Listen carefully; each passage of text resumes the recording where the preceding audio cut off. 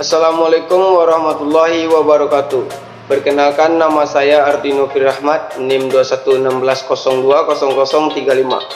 Saya dari Prodi Manajemen Perbankan Syariah, Fakultas Ekonomi dan Bisnis Islam, UIN Imam Bonjol Padang.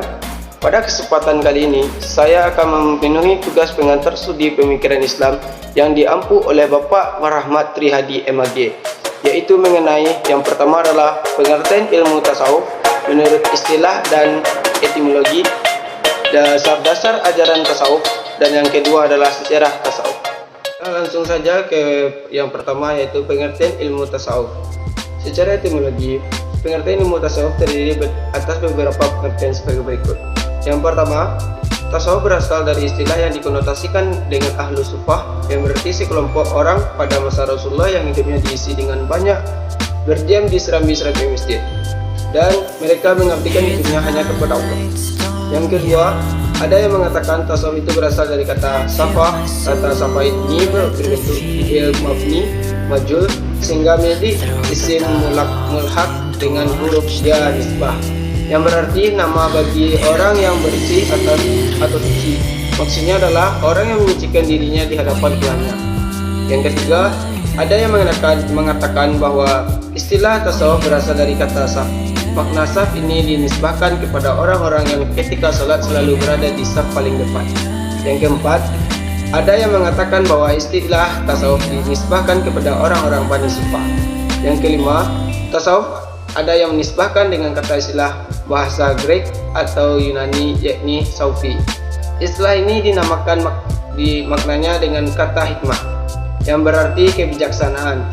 Orang yang berpendapat seperti ini adalah Mirkas. Kemudian diikuti oleh Jurji Zaidan dalam kitabnya Adab al-Lughah al-Arabiyah. Yang keenam, yaitu ada juga mengatakan tasawuf itu berasal dari kata saufanah, yaitu sabangsa buah-buahan kecil yang berbulu, yang hanya sekali tumbuh di padang pasir di tanah Arab. Dan pakaian kaum sufi berbulu-bulu seperti buah itu pula dalam keseharian. Yang ketujuh, ada juga yang mengatakan tasawuf itu berasal dari kata suf, yang berarti bulu domba atau war. Selanjutnya adalah secara istilah pengertian tasawuf adalah sebagai berikut. Yang pertama, menurut Muhammad Ali Al-Qasab, ia memberi ulasan. Tasawuf adalah akhlak mulia yang timbul pada waktu mulia dari seorang mulia di tengah-tengah kaumnya yang mulia. Yang kedua, menurut Samnun, ia mengungkapkan tasawuf adalah mengambil hakikat dan tidak berharap terhadap apa yang ada di tangan makhluk. Yang ketiga, menurut Al-Junaidi, ia mendefinisikan tasawuf adalah membersihkan hati dari apa saja yang mengganggu perasaan makhluk, berjuang menanggalkan pengaruh budi yang asal pemikiran kita, memandamkan sifat-sifat kelemahan kita sebagai manusia, menjauhi segala seruan hawa nafsu, mendekati sifat-sifat kerohanian, tergantung pada ilmu hakikat, memakai barang yang penting dan terlibat kekal, menaburkan nasihat kepada orang, memegang teguh janji dengan Allah dalam hal hakikat, dan mengikuti contoh Rasulullah dalam hal syariat. Materi selanjutnya adalah dasar-dasar ajaran tasawuf. Dasar-dasar ajaran tasawuf ada dua, yaitu Al-Quran dan Hadis. Yang pertama, dasar Al-Quran.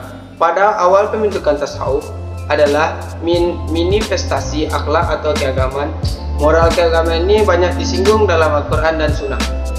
Al-Quran merupakan kitab Allah yang di dalamnya terkandung muatan ajaran Islam, baik akidah, syariah maupun muamalah. Yang kedua adalah dasar hadis.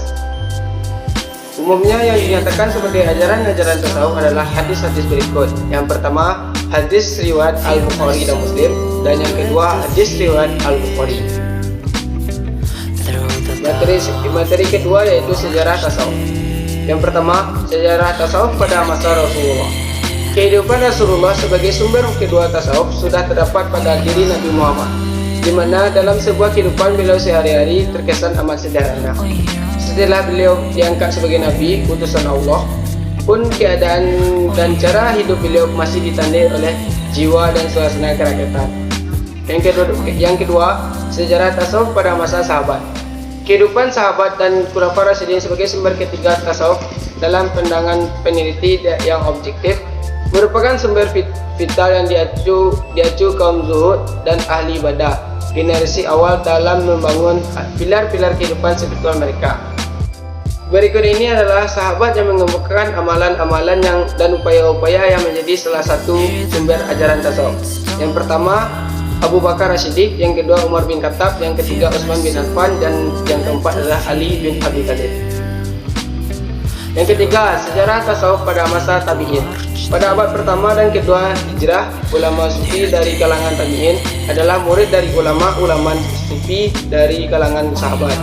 Selanjutnya, ajaran tasawuf tersebar berkembang dengan cepat sejalan dengan perkembangan Islam itu sendiri. Yang keempat, masa kemodernan Islam. Pada abad ke-7 Hijriah, perkembangan tasawuf menurun dikarenakan semangat masyarakat untuk mempelajari tasawuf menurun. Dan hal ini disebabkan oleh yang pertama, semakin gencarnya gerakan dan serangan ulama syariat memerangi ahli tasawuf. Yang kedua, adanya tekad penguasa pada masa itu untuk melenyapkan ajaran tasawuf di dunia Islam karena dianggap kegiatan itu menjadi sumber perpecahan umat Islam. Yang kelima adalah masa kemajuan Islam. Pada abad ketiga Hijriah ini tasawuf berkembang dengan pesat. Para sufi mengganti tahapan zuhud dengan tahapan tasawuf.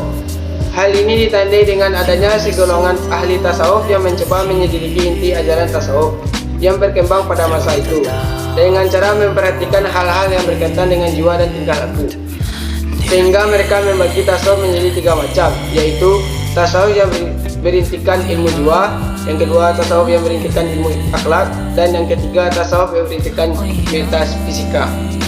Tokoh-tokoh sufi pada masa kemajuan Islam diantaranya yaitu Abdul Sulaiman Ad-Darai, Ahmad bin Al-Wari Ad-Damashqi, Abdul Faidah Zun Nun bin Ibrahim Al-Misri.